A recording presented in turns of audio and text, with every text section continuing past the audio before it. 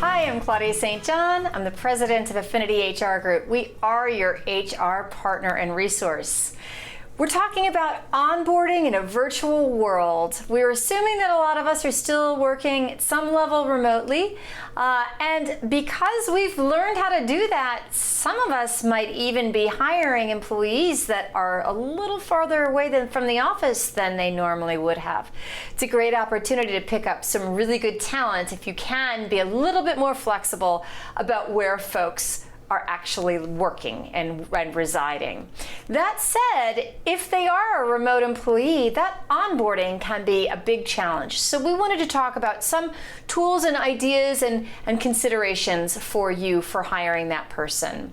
So the first thing I would recommend that you do if you have an employee coming on board is you get their business cards, you get their stationery, you get the company swag, you get the apparel, you get the coasters and the mugs and the hats and the pens, and you send them a big gift bag full of company apparel.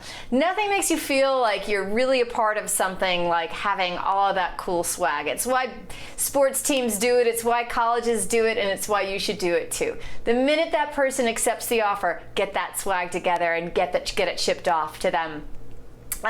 The other thing is you want to make sure that you've figured out the technology piece. Remember, you might not just want a laptop. Depending on the type of job that the person will be performing, they may need 2 monitors.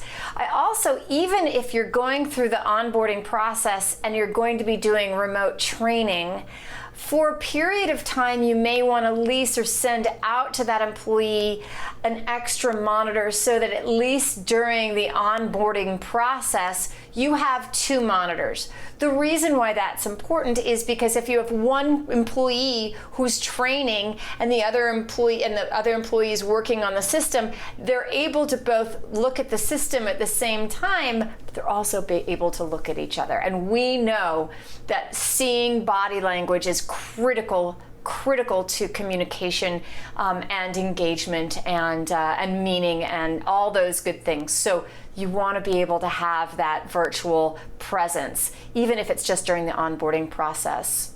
You should already probably have most of your HR forms, your handbooks, your policies, your procedures, your permission slips, your benefit enrollment forms, all that stuff should already be online.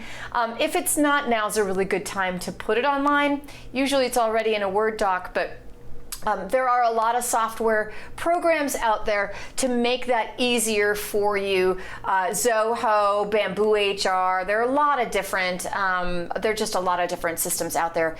So make sure that you get all of those HR processes in place.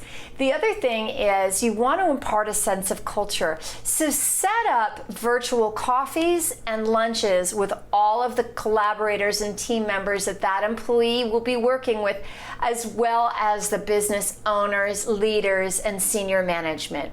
You want to make sure that employee feels as welcome as possible. Of course, if you can bring them in for that orientation, I mean, that's great too, to meet in person, but you want to have those ongoing check-ins on an ongoing basis virtually with a wide variety of people. Remember, 22% of turnover happens within the first 45 days. So you want to make sure you are front-ending that employee's onboarding and orientation with a lot of positive reinforcement, positive communication, interaction, and a good sense of your culture. Finally, with any position, whether virtual or not, we strongly recommend that you identify well in advance of that employee hiring or coming on board, what are the key things that employee is going to have to learn every single week. So start with the first week. They're going to have to learn HR and orient on all that stuff. Maybe the system. Maybe they're going to need to make sure they understand how to get into the database. Maybe the client management system.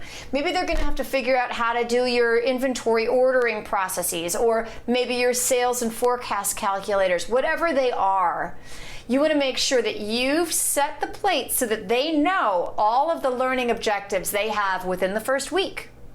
And who's going to teach them. And the person who's going to teach them needs to know they're on deck for teaching that employee what that task is. And then at the end of the week, you go through and say, hey, did you learn it? And if you did, great. Here are the things that you need to learn for week 2. And you keep doing that. If you didn't get it, you need a little extra time. Let's add that to week 2 and adjust accordingly. Focusing on that does 3 things. It sets the employee knowing what's expected of them, what they need to learn. They're given the tools and the support among other peers to do their job well. And at the end of the week, you're giving them feedback. How'd you do? Hugely inspiring, hugely engaging, a really great way to start work with your new employee, and it can be done virtually. So make sure that you already know what they need to learn, and that whoever is teaching them is setting aside sufficient time to spend that one-on-one virtually with that new hire. We do have an onboarding, a 4-week learning development plan template. If you would like it, just shoot us an email at contact@Affinity HR Group, and we'd be happy to get that out for you.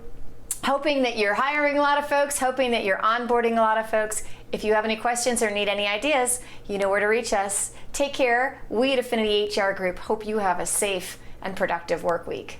Take care.